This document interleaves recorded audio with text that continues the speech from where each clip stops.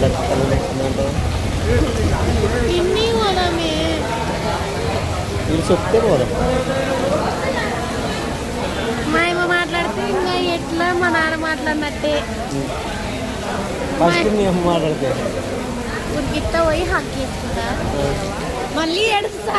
మేము కాదు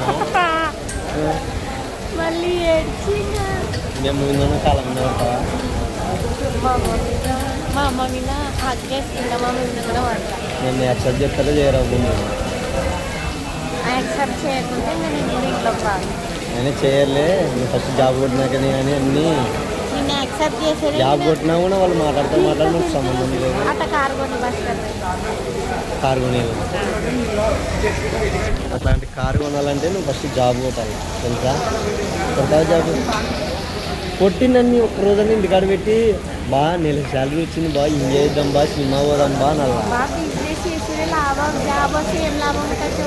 బిజినెస్ చేస్తావా?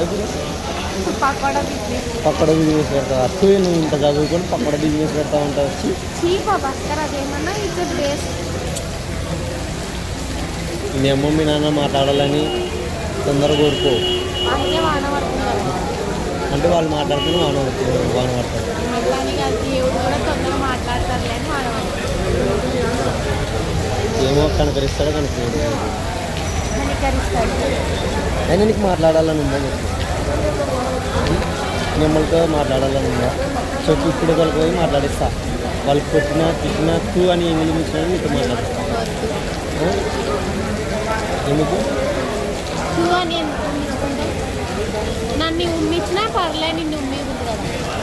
ఏమవుతుందిలే బాబు, పెద్దలే కదా. ఒకసారి ఉంచుకున్నాం, కాళ్ళ మీద పడదాం. మాట్లాడకపోతే కాళ్ళ మీద నేను తట్టుకోలేను. తట్టుకోలేదు. నిన్ను ఏమన్నా అంటే ఏం కావాలి? మీ అమ్మ మీ నాన్నే కదా.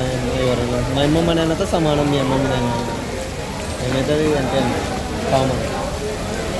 అయితే ఓకే.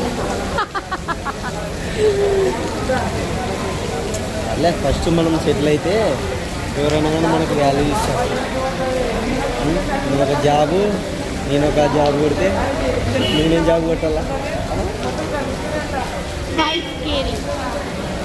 వైఫ్ కేరింగ్ జాబ్ కొట్టాలా? సరే సర్టిఫికేట్ ఇస్తలే నీకు. నేనే సర్టిఫికేట్ ఇచ్చి నేనే జీతం ఇస్తా.